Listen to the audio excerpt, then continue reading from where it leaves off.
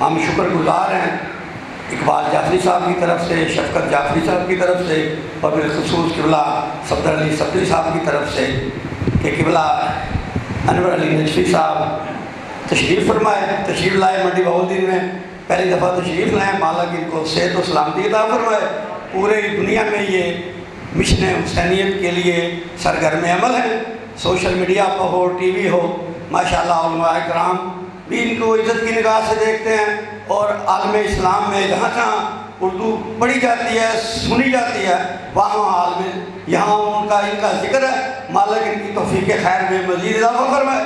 اب آپ کے سامنے ذکر محمد و آل بیت محمد کے لیے، جو کہ بالخصوص امام جعفر صادق علیہ السلام کی شہادت کے حوالے سے جعفری برادران نے مرکزی امام بارگاہ میں منعقد کیا ہے، میں ذکر محمد و آل بیت محمد کے لیے دعوت دیتا ہوں قبلہ انور علی نجفی صاحب آپ اسلام آباد کہ وہ تشریف لائیں اور اس امام جعفر صادق علیہ السلام کی مجلس میں ہمیں مستفید فرمائیں۔ قبلہ صاحب کی آمد کے لیے، اپنی اپنی دعاؤں کی قبولیت کے لیے، بانیان کے رزق بخت میں اضافے کے لیے بآواز بلند نعرہ تکبیر، نعرہ رسالت، کل ایمان، نعرہ حیدری، محمد و آل بیت محمد صلوات۔ نیچے آ جائے بس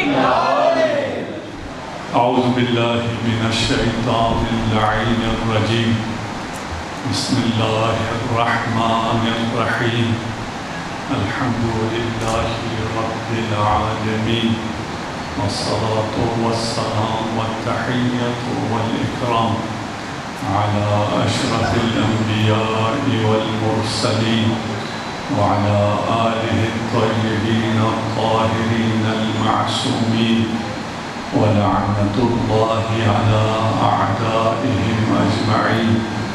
أما بعد فقد قال الله تبارك وتعالى: يا أيها الذين آمنوا اتقوا الله وكونوا مع الصادقين. صلوات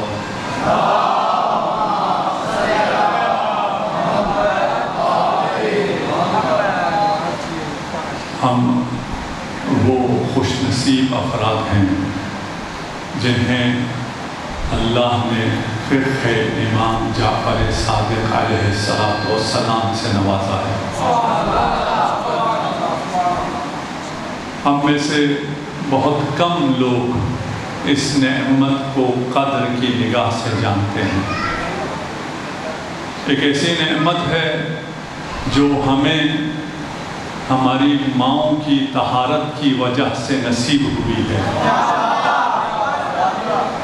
ہمارے بزرگوں کی محنتوں اور خون سے یہ عظیم نعمت ہمیں آسانی سے میسر ہوئی ہے، اس لیے ہمیں اس کی قدر نہیں ہے۔ فقہ یہ بھی مشکل ہے کہ ہم فقہ کو ہی نہیں جانتے۔ فقہ بھی جہاد کی طرح فقہ اصغر ہے اور فقہ اکبر ہے، جہاد اصغر ہے اور جہاد اکبر ہے۔ ہم صرف جہاد اصغر والوں کو مجاہد کہتے ہیں، اور یہ جو مجاہدین آج کل عام ہوئے ہیں یہ فقہ اکبر سے، جہاد اکبر سے بالکل ہی ناآشنا ہے۔ اسی طرح ہم یہ سمجھتے ہیں کہ فقہ اصغر ہی تمام فقہ ہے، اور ہم اگرچہ مکتب امام جعفر صادق سے تعلق رکھتے ہیں لیکن اس فقہ سے ہمارا کوئی تعلق نہیں ہے۔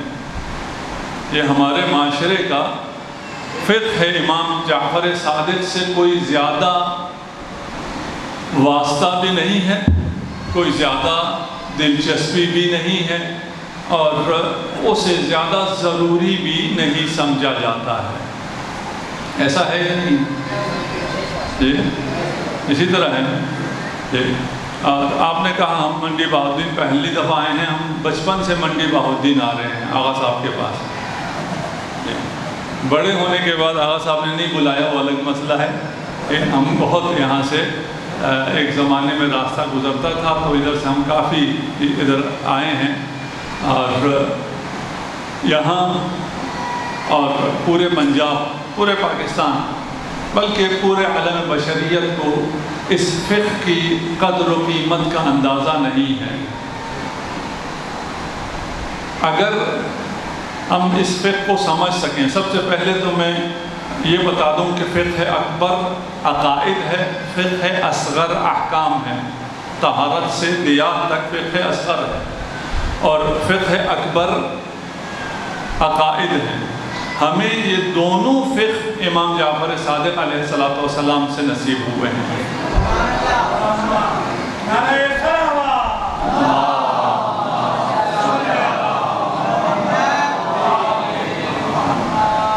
اور فقہ ایسا نہیں ہے، بوفے کی طرح نہیں ہے۔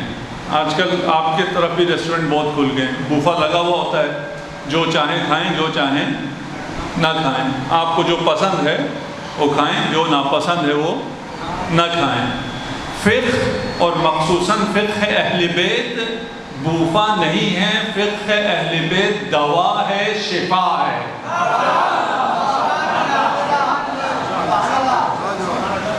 دوا اور شفا کو یہ نہیں کہا جاتا کہ جو میٹھی دوا ہے اسے تو لے لی جائے، جو کڑوی دوا ہے اسے چھوڑ دیا جائے، یہ بچوں کا کام ہے۔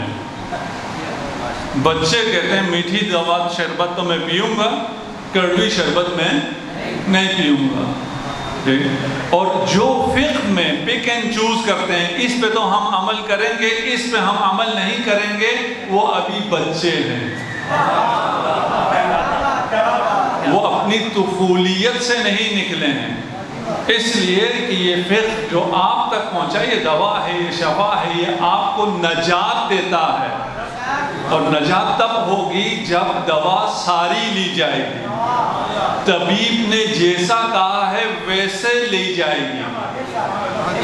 اگر اس طرح نہ لی جائے جس طرح طبیب نے تجویز کیا ہے، اگر ساری دوا نہ لی جائے، اگر مسلسل نہ لی جائے، تو پھر شفا نہیں ہے، پھر نجات نہیں ہے۔ کاش ہم اس نقطے کو سمجھ جائیں اور فقہ پر صحیح سے عمل کریں، تفقہ فی الدین کو حاصل کریں۔ یہ دین آپ تک پہنچنے میں چلا حجاز سے ہے، جسے آج کل آپ سعودی عرب کہتے ہیں۔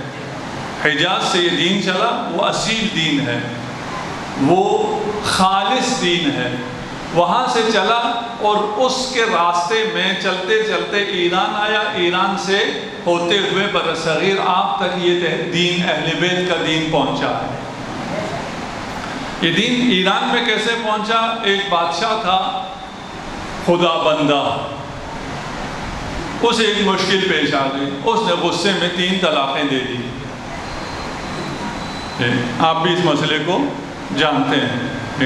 اس مسئلے پر اور بہت سے مسائل پر ابھی مصر نے فقہ امام جعفر صادق کو اختیار کیا ہے۔ آپ عمل کریں یا نہ کریں، دنیا عمل کرے گی اس فقہ پر، مجبور ہو جائے گی، اسی پہ آئے گی۔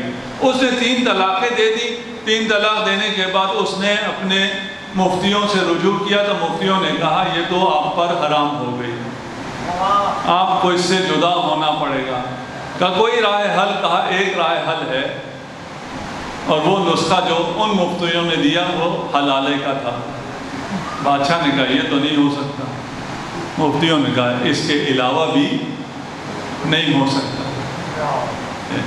آپ کی مجلسوں میں آنے پر بھی نکاح جلدی ٹوٹ جاتے ہیں، روزہ نہیں ٹوٹتا، وضو نہیں ٹوٹتا، نماز نہیں ٹوٹتی، نکاح ٹوٹ جاتا ہے۔ یہ نکاح جلدی کیوں ٹوٹتا ہے؟ اس لیے کہ اس کے پیچھے حلالے کا بزنس ہے، نکاح ہی ٹوٹتا ہے۔ بھئی یہ سب سے کمزور چیز نکاح ہی کیوں ہے؟ نہیں، وہاں بھی مولویوں نے کہا کہ اب تو ممکن نہیں ہے۔ ایک وزیر تھا، شیعہ تھا، تقیہ میں تھا، اس نے کہا ایک علامہ ہے، علامہ ہلی، اسے بلا لیجئے، وہ شاید آپ کے اس مسئلے کا حل پیش کرے۔ بادشاہ نے کس سے مشورہ کرنا ہے؟ اپنے انہی مفتیوں سے پوچھا، کہا نہیں اس کو نہ بلاؤ۔ کہا کیوں؟ وہ رافضی ہے، وہ دشمن صحابہ ہے، اسے نہ بلاؤ، وہ گمراہ ہے، وہ مشرک ہے۔ بادشاہ نے کہا بلا لیتے ہیں، اس کی بات سننے میں کیا حرج ہے؟ بلانے میں تو کوئی حرج نہیں ہے۔ بادشاہ بلانا چاہ رہا تھا اور اس وقت کی اسٹیبلشمنٹ چاہ رہی تھی علامہ ہلی نہ آئے۔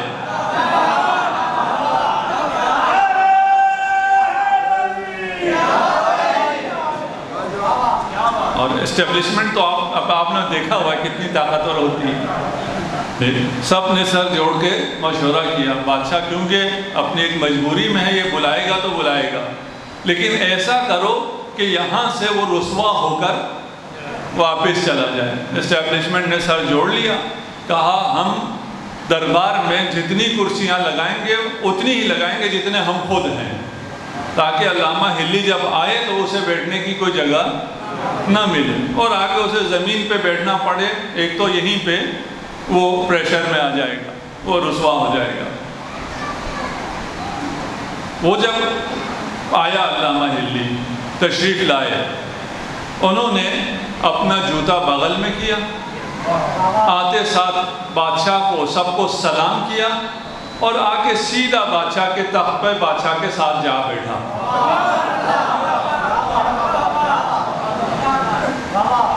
اب اسٹیبلشمنٹ کو موقع مل گیا، بادشاہ سلامت، ہم نے آپ سے کہا تھا نا یہ بندہ صحیح نہیں ہے، یہ گستاخ ہے، اس نے آپ کو سجدہ بھی نہیں کیا، آ کے آپ کے تخت پر بیٹھ گیا اور جوتے بھی اس نے بغل میں دبا رکھے ہیں۔ بادشاہ نے کہا اسی سے پوچھتے ہیں ایسا کیوں کیا، مجھے سجدہ کیوں نہیں کیا؟ کہا میں مسلمان ہوں، مسلمان آتے ہوئے سلام کرتا ہے، تجھ سے بڑا محمد مصطفیٰ تھے، آپ کے دربار میں بھی جو آتا تھا سلام کرتا تھا، سجدہ نہیں کرتا تھا۔ غیر اللہ کو سجدہ کرنا شرک ہے۔ یہ کہتے تھے مشرک آ رہا ہے نہ آنے دو، اس نے آتے ساتھ ہی ثابت کیا یہ سارے مشرک بیٹھے ہیں۔ جو بادشاہ کو سجدہ کرنے والے ہیں یہ مشرک ہیں، غیر اللہ کو سجدہ نہیں کیا جا سکتا، اگر کیا جاتا تو محمد مصطفیٰ کو کیا جاتا، جب حبیب خدا کو نہیں کیا گیا تو کون ہوتا ہے؟ ان کا جواب تو صحیح ہے۔ تو آ کے تخت پر کیوں بیٹھا بادشاہ کے ساتھ؟ کہا میں آیا، میں خود سے نہیں آیا، میں بادشاہ کا مہمان تھا۔ مہمان کی عزت بادشاہ کی عزت ہے، اگر میں زمین پر بیٹھتا تو بادشاہ کی شان میں گستاخی تھی۔ یہ کہہ رہے ہیں یہ بادشاہ کے ساتھ تخت پر بیٹھا ہے گستاخ ہو گیا ہے، میں اگر زمین پر بیٹھتا یہ تیری شان میں گستاخی تھی، اس لیے میں آ کر تخت پر بیٹھ گیا۔ تو تخت پر جوتے بغل میں دبا کے کیوں آیا؟ کہا بادشاہ سلامت آپ کو پتہ نہیں ہے، ان کے بڑے بھی چور تھے، یہ بھی چور ہیں۔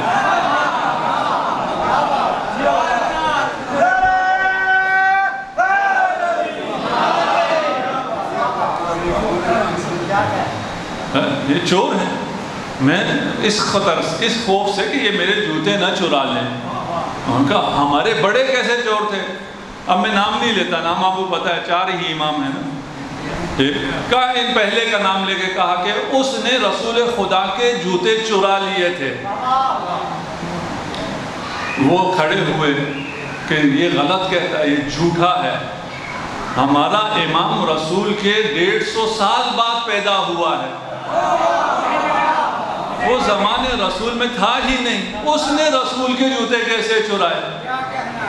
اچھا یہ نہیں تھا، اس کا امام تھا۔ اس نے کہا ہمارا امام 200 سال بعد پیدا ہوا، جھوٹ بولتے ہو، ہمارا امام چور نہیں ہے، تم جھوٹے ہو۔ تیسرا چوتھا جب سب کے لیے ہو گیا اور علامہ ہلی نے کہا ہاں اچھا تمہارا امام بھی نہیں تھا، تمہارا بھی نہیں تھا، تمہارا بھی نہیں تھا، تو سب نے کہا بادشاہ ہم نے کہا تھا نا یہ جھوٹا ہے، اس نے جھوٹی نسبت دی، اس نے ہمارے بڑوں کو چور کہا، ہم نے کہا تھا نا یہ جھوٹا ہے۔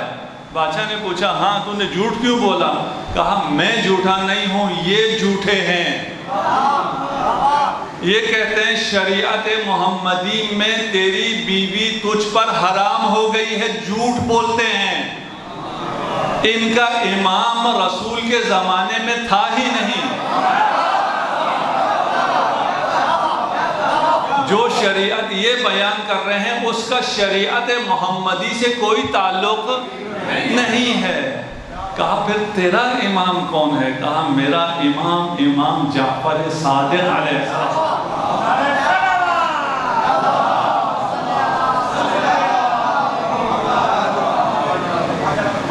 وہ جس نے اپنا سارا علم علی مرتضیٰ سے حاصل کیا ہے، اور علی مرتضیٰ نے اپنا سارا علم محمد مصطفیٰ سے حاصل کیا ہے۔ صلوات پڑھ دیجیے محمد والا۔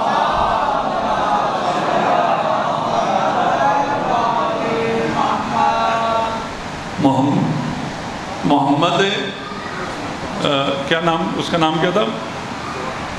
بادشاہ بھول گیا نام، خدا بندہ۔ ٹھیک چلے، خدا بندہ اس کو کون سا حکم چاہیے تھا؟ ایک حکم چاہیے تھا طلاق کا۔ ٹھیک، اس نے ایک حکم لیا یا پورا فقہ لیا؟ پوری فقہ اس نے لی۔ کیوں؟ اس لیے کہ فقہ ایسی نہیں ہوتی کہ ایک حکم اس فقہ سے لے لو، ایک حکم اس فقہ سے لے لو، ایسا ممکن نہیں ہے۔ اس نے پوری فقہ کو لیا، وہ شیعہ ہوا، اس نے ایران کو شیعہ کیا۔ اس نے نہیں، یعنی علامہ ہلی کی حکمت نے، علامہ ہلی کی فقاہت نے، علامہ ہلی کے استدلال نے بادشاہ کو شیعہ کیا۔ شیعہ کیا کیا؟ فقہ میں اس نے یہ بیان کیا کہ ایک حکم نہیں، یہ جتنے حکم بیان کر رہے ہیں اس کا شریعت محمدی سے واسطہ نہیں ہے۔ شریعت محمدی چاہیے تو فقہ امام جعفر صادق کو اخذ کرنا ہوگا۔ اب ہماری مرضی ہے، ہم اس فقہ کو مانیں یا نہ مانیں۔ یہ نہیں ہوگا کہ اس فقہ کا ایک حصہ لے لیں، یہ احکام تو لے لیں، ہمیں پسند ہیں، یہ ہمیں پسند نہیں ہے، ہمیں توحید پسند نہیں ہے، ہمیں صرف امامت پسند ہے، یہ سب ممکن نہیں ہے۔ ہمیں نبوت کو تو پسند ہے، معاد پسند نہیں ہے، احکام میں ہمیں روزہ تو پسند ہے، نماز پسند نہیں ہے، ایسا نہیں ہو سکتا۔ نماز کتنا اہم ہے، جانتے ہیں کس کی شفاعت ہوگی؟ شفاعت صغیرہ گناہ والوں کی ہوگی یا کبیرہ گناہ والوں کی ہوگی؟ جی صغیرہ والوں کی آواز زیادہ آ رہی ہے، کبیرہ والا بھی کوئی ہے؟ شفاعت کبائر کی ہوگی، جو کبیرہ گناہ ہیں ان کی شفاعت ہوگی، صغیرہ گناہ تو ویسے ہی دھل جائیں گے۔ ایسا تو نہیں ہے کہ ہم اہل بیت کی شفاعت صغائر کے لیے ہو، کبائر کے لیے نہ ہو۔ اہل بیت کی شفاعت کبائر کے لیے ہے، کوئی گناہ ایسا نہیں ہے جو شفاعت اہل بیت سے ختم نہ ہو۔ ان اللہ یغفر الذنوب جمیعا، جتنے بھی گناہ ہیں، جتنے بھی بڑے ہیں، جیسے بھی ہیں، سارے کے سارے گناہ شفاعت سے دھل جائیں گے، لیکن کس کی شفاعت نہیں ہوگی؟ جو نماز نہیں پڑھتا، نہیں، جو نماز کو ہلکا لے، من استخف الصلاۃ، جو اول وقت نماز نہ پڑھے۔ نماز نہ پڑھنا کبائر نہیں ہے، اول وقت اگر نماز نہ پڑھے یہ کبائر سے بدتر ہے۔ اس لیے کہ یہ جو آپ کے پاس سہولت حاصل ہے، لوگ کہتے ہیں کہ یہ کیونکہ شفاعت کے قائل ہیں اس لیے انہوں نے کھلی چھوٹ دی ہوئی ہے معصیت کرنے کی، گناہ کرنے کی. نہیں، ایسا نہیں ہے. اگر شفاعت چاہیے تو اول وقت نماز،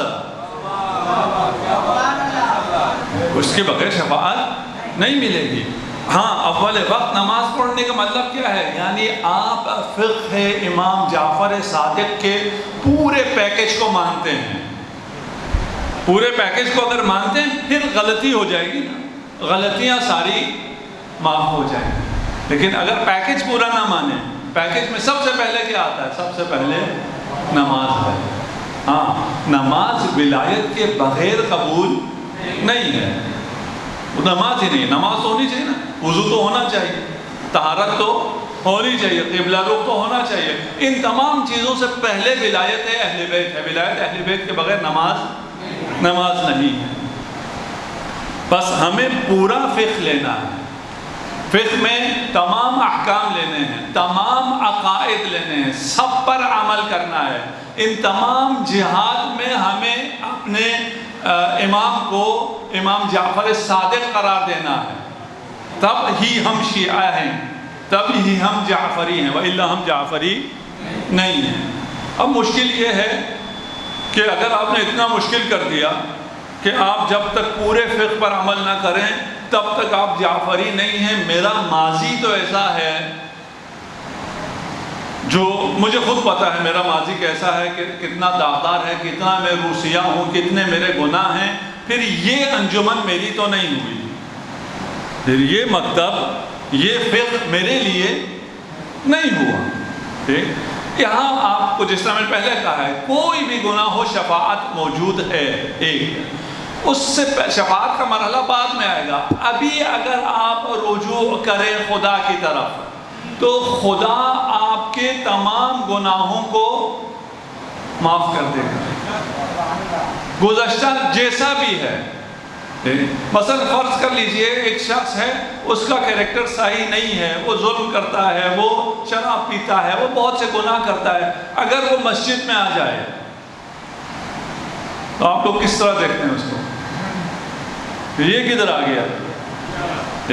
ہم ہمیشہ سے نمازی، ہم عزادار، نسل در نسل عزادار ہم ہیں، نمازی ہم ہیں، پرہیزگار ہم ہیں. یہ کہاں، یہ کدھر آ گیا؟ اس کو حقارت کی نگاہ سے دیکھتے ہیں. ایک آیت ہے قرآن میں، اگر یہ سمجھ لی گئی، اس آیت کو اگر میں سمجھا سکا یا میں خود بھی سمجھ جاؤں اگر، تو میری محنت آج کامیاب ہو گئی ہے. یُبَدِّلُ اللَّهُ سَیِّئَاتِهِمْ حَسَنَاتٍ. خدا اس شخص کے جو خدا کی طرف آیا ہے، جو اہل بیت کی طرف آیا ہے، اس شخص کے سیئات کو، گناہوں کو نیکیوں میں بدل دے گا. خدا مبدل ہے، بدلنے والا ہے. یہ جس کو حقارت کی نگاہ سے دیکھ رہے ہو کہ اس کے گناہ بہت زیادہ ہیں، اگر یہ آ گیا ہے فرش عزا پر تو اس کے وہ سارے گناہ نیکیوں میں بدل گئے ہیں. خود ہی تو کہہ رہے تھے کہ اس کے گناہ میری نیکیوں سے زیادہ ہیں، اس لیے حقارت سے دیکھ رہے تھے. اگر آ گیا تو یہاں جیسے ہی آئے گا، دروازے سے داخل ہوگا، یہ حر ہو جائے گا. اس کا امام استقبال کریں گے، اس لیے کہ خدا مبدل ہے، خدا بدلنے والا ہے. خدا اپنے اس تبدل کو، بدلنے کو آپ کو بہت دکھاتا ہے. آپ نے پتہ نہیں کبھی نوٹس کیا ہے یا نہیں کیا ہے. آپ کے ہاں پھول لگے ہوئے ہوں گے، کون سا پھول زیادہ خوشبو دیتا ہے؟ کون سی فصل زیادہ اچھی ہوتی ہے؟ جسے زیادہ کھاد دی جائے. کھاد کیا ہے؟ بدبودار چیز ہے. جسے زیادہ بدبو دی جائے وہ زیادہ خوشبو دیتی ہے. اس بدبو کو خوشبو میں تبدیل کرنے والا خدا کہتا ہے تم جتنے بھی بدبودار ہو یہاں آ جاؤ، میں تمہیں خوشبو میں تبدیل کر دوں گا.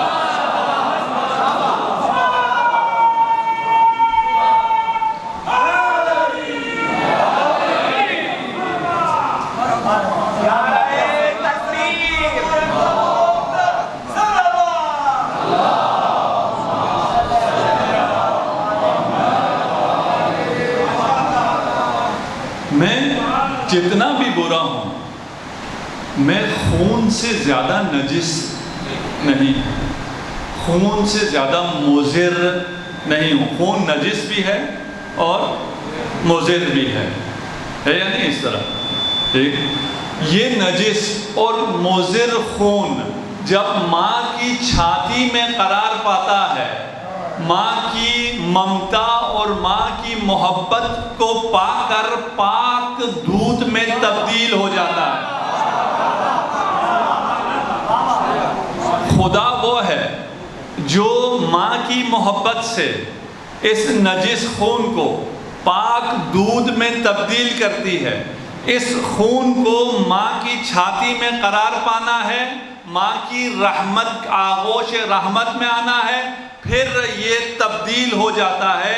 اگر انسان 70 ماؤں سے زیادہ مہرباں خدا کی آغوش رحمت میں آ جائے،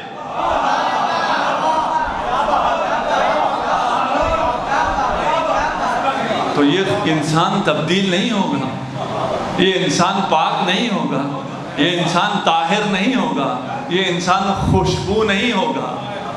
اس انسان کی خوشبو سے پورا عالم مہکے گا.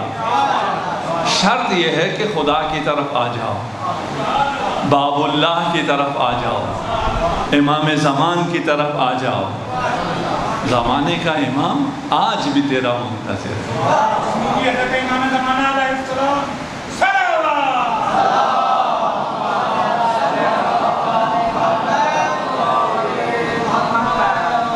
پورا فقہ لینا ہے، پک اینڈ چوز نہیں، بوفا نہیں ہے. یہ فروٹ کی ٹرے نہیں ہے کہ کیلا تو میں کھاؤں گا، آم نہیں کھاؤں گا، یا آم میں کھاؤں گا، کیلا نہیں کھاؤں گا. نہیں، یہ شفا ہے، یہ دوا ہے، یہ پورا لینا ہے. یہ پورا لوگے، لیتے رہو گے، اس کا نتیجہ بہت شیرین ہے. اسے خود شیرین نہیں ہونا، دوا کو خود شیرین نہیں ہونا، دوا کا نتیجہ میٹھا ہوتا ہے. دوا میٹھی نہیں ہوتی ہے. دین بھی اسی طرح ہے، دین پورا لینا ہے. وہ جن کا ماضی داغدار تھا ان کے لیے عرض کر دیا کہ فکر نہیں کرو، آ جاؤ، آ جاؤ، سب مسائل حل ہیں اور کچھ بھی نہیں کرنا ہے. صرف 2 قدم ہے. ایک قدم اپنے گناہوں پہ رکھو، دوسرا قدم بارگاہ خداوندی میں ہو. آ جاؤ سے. بعض لوگ پھر پریشان ہوتے ہیں، ہم آ تو گئے، ہم نے توبہ تو کر لی، لیکن باقی نہیں رہ سکتے.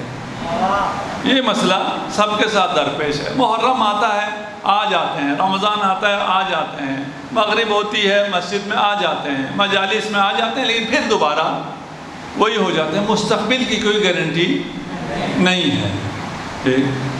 مستقبل کی فکر وہ کرے جس نے اپنا مستقبل خود سنوارنا ہو. اگر کسی کے مستقبل کی ضمانت خدا اور اہل بیت نے دی ہو تو اسے مستقبل کی فکر نہیں ہونی چاہیے. اسے کیا کرنا چاہیے؟ اسے اگر نجات حاصل کرنی ہے تو قرآن و اہل بیت سے متمسک رہنا ہے. اگر تمسک ہے تو پھر نجات ہے. آپ نے انگور کے خوشوں کو دیکھا ہوگا. آپ کے انگور ہوتا ہے، ٹھیک، آم ہوتا ہے، جو بھی پھل ہوتا ہے، وہ شروع میں کھٹے ہوتے ہیں، میٹھے نہیں ہوتے. صلوات پڑھ دیجئے محمد و آل محمد.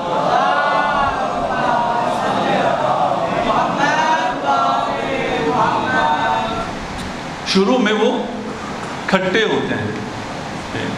اب اس انار کو، اس آم کو، جو بھی آپ کے ہاتھ وہ پھل لگتا ہے، اس انگور کو اگر یہ فکر ہو جائے کہ میں نے میٹھا ہونا ہے، میں کیسے میٹھا ہوں، اس فکر میں وہ کیا کرتا ہے؟ وہ شاخ سے جدا ہو جاتا ہے، اور جدا ہو کے میٹھا ہونے کی جتنی بھی کوشش کرتا ہے، نتیجہ کیا نکلتا ہے؟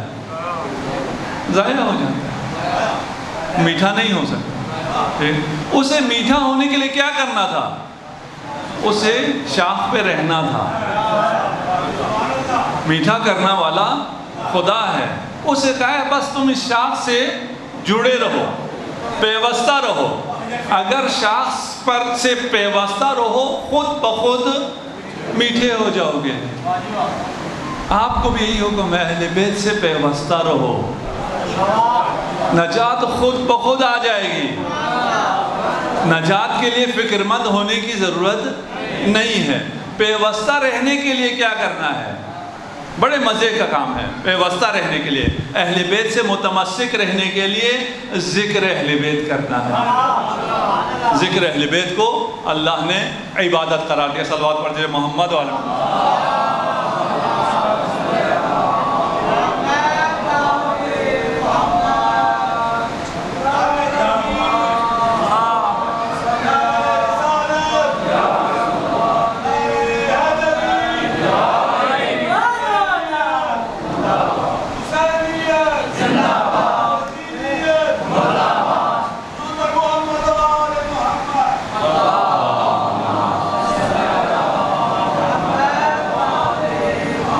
رسول خدا نے ارشاد فرمایا ان اللہ جعل لأخی فضائل لا تحصى، اللہ نے میرے بھائی کے اتنے فضائل قرار دیے ہیں جنہیں شمار نہیں کیا جا سکتا۔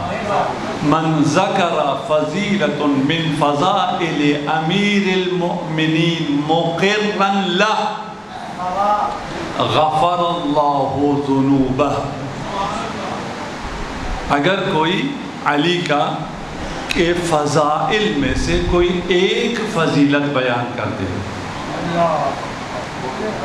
وہ فضائل جو قابل شمار نہیں ہیں، کوئی ایک فضیلت اگر بیان کرتا ہے مقرن لہ، لیکن اس فضیلت کا اقرار بھی کرتا ہو، اس کا قائل بھی ہو، اگر امام مانتا ہے تو پھر اس کی اتباع بھی کرتا ہو، اس فضیلت کا اقرار کرتے ہوئے ایک فضیلت اگر بیان کرو، خدا اس کے اگلے پچھلے سارے گناہ معاف کر دے گا۔ اچھا ہے بڑا مشکل کہ میں نے چند کلمے ہی بولنے نا، میں نے ذکر علی عبادہ، فضیلت ہو گئی، بیان ہو گئی، سارے گناہ میرے معاف ہو گئے۔ چند کلمات بولنے سے سارے گناہ معاف ہو سکتے ہیں؟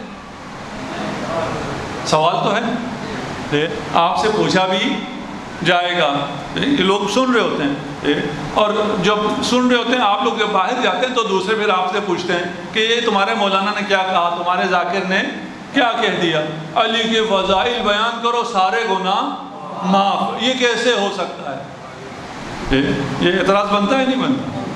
ان کی طرف سے تو بنتا ہے، ہماری طرف سے بنتا ہو یا نہ بنتا ہو، ان کی طرف سے بنتا ہے۔ ہم میں سے بھی کچھ ہیں، کچھ کے ذہن میں آتا ہے، زیادہ جو کچھ ہو جاتے ہیں ان کو بھی آتا ہے ذہن میں، یہ کیسے ہو جاتا ہے، ٹھیک؟ اچھا، ہم ان سے کہتے ہیں اگر یہ بات صحیح نہ ہو کہ کچھ کلمات کی ادائیگی سے سارے گناہ معاف ہو سکتے ہیں، اگر یہ بات غلط ہو ہمیں کوئی مشکل نہیں ہے، تم پھر بدبخت ہو گئے۔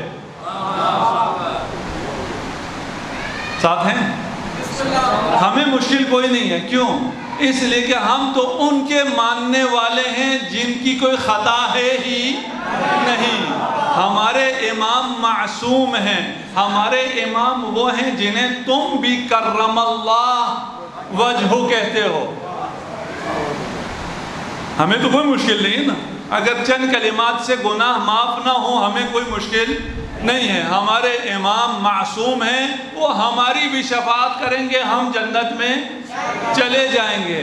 اگر چند کلمات سے سارے گناہ معاف نہ ہوتے ہوں تو تمہارے بڑے جنہوں نے بت پرستی میں، شرک میں، زنا میں، قتل میں، شراب خوری میں اپنی ساری عمر گزاری ہے، ان کے گناہ کیسے معاف ہوں گے؟ یہی کہتے ہوں نا کہ انہوں نے کلمہ پڑھ دیا۔ کلمہ کیا ہے؟ چند کلمات تو ہیں، چند کلمات ہی تو ہیں۔ اگر لا الہ الا اللہ سے شرک معاف ہو سکتا ہے تو علی ولی اللہ سے سارے گناہ معاف ہو سکتے ہیں۔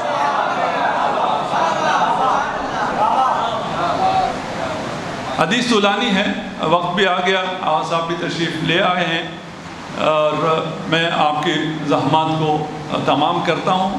شہادت امام جعفر صادق علیہ السلام کی ہے، آپ کا احسان ہے، کم لوگ جانتے ہیں۔ یہ جو عزاداری ہمیں نصیب ہے، اس عزاداری کا بانی امام جعفر صادق علیہ السلام۔ کاش میرے پاس وقت ہوتا میں آپ کو احادیث سناتا جو امام جعفر صادق نے ارشاد فرمائی۔ آپ نے ارشاد فرمایا من بکا وابکا وجب لہ الجنہ۔ امام جعفر صادق ضمانت دے رہے ہیں جنت کی، جو روئے یا رلائے۔ کچھ ہیں جو نہیں رو سکتے ہیں، جنہیں یہ توفیق حاصل نہیں ہے، کہا ایک جملہ اضافہ کیا او تباکا، اگر رونا نہیں آ رہا تو رونے کی شکل بنا لے۔ میرے جد حسین کے مصائب کو سن کر رونے کی شکل بنا لے، اس پر جنت واجب ہے۔ امام جب جنت کی ضمانت دیتے ہیں تو تمہیں جنت بھی دیتے ہیں۔ اور امام ارشاد فرماتے ہیں جو میرے خدا رحم کرے ان آوازوں پر جو میرے جد حسین پر گریے میں بلند ہوتی ہیں۔ یہ بانی عزا ہے۔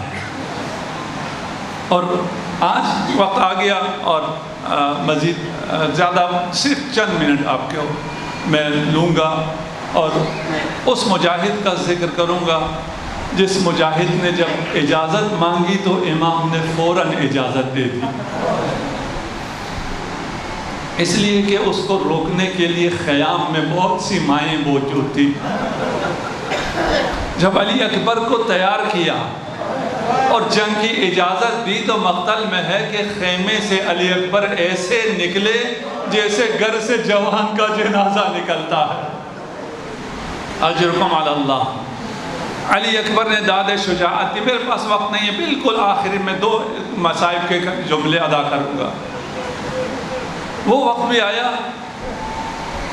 جب علی اکبر واپس تشریف لاتے ہیں اور ایک جملہ کہا العطش قد قتلنی۔ ایک علی اصغر نے پانی مانگا ہے اور ایک علی اکبر نے پانی مانگا ہے۔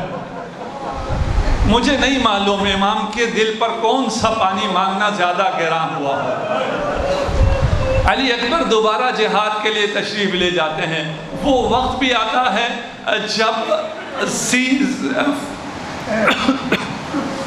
جب گھوڑا علی اکبر سنبھال نہیں سکتے اور گھوڑا انہیں لے کر لشکر اعداء میں چلا جاتا ہے۔ فَقَطَعُوهُ بِسُيُوفِهِمْ إِرْبًا إِرْبًا۔ دشمنوں نے علی اکبر کے ٹکڑے ٹکڑے کر دیے۔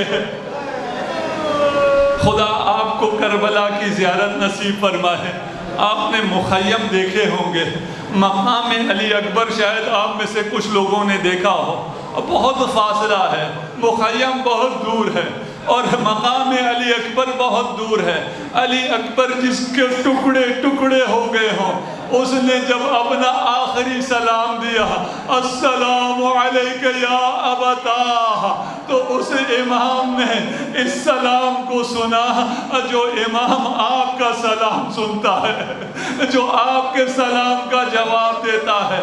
لیکن علی اکبر کے سلام کا جواب عجیب انداز میں دیا، واہ ثمرۃ فؤادی یا قرۃ عینی، یا علی کہتے ہیں وہ جو عقاب کی مانند جاتا تھا کبھی گھٹنوں کے بل چل رہا ہے۔ اجرکم علی اللہ۔ جب علی اکبر کے سہانے پر پہنچے ہیں، بس میں نے ایک آخری روایت پیش کرنی ہے۔ مجھے نہیں معلوم یہ روایت حضرت سکینہ نے کیسے نقل کی، آپ تک یہ روایت کیسے پہنچی، یا یہ منظر آپ کیسے دیکھ رہے تھے۔ کہا جب باپ نے بیٹے کا لاش دیکھا، بیٹے کا جسد دیکھا، آخری سانسیں لے رہا تھا، ابی یختنع ویشحق، اس کا ترجمہ نہیں کر پاؤں گا، میرا باپ سانس اکھڑ رہی تھی، بول نہیں سک رہا تھا، جو کلمات ادا کی ہے علی الدنیا بعدک العفا بنیا، میرے بیٹے کاش تم سے پہلے حسین کو موت آ جاتی۔ اجرکم علی اللہ۔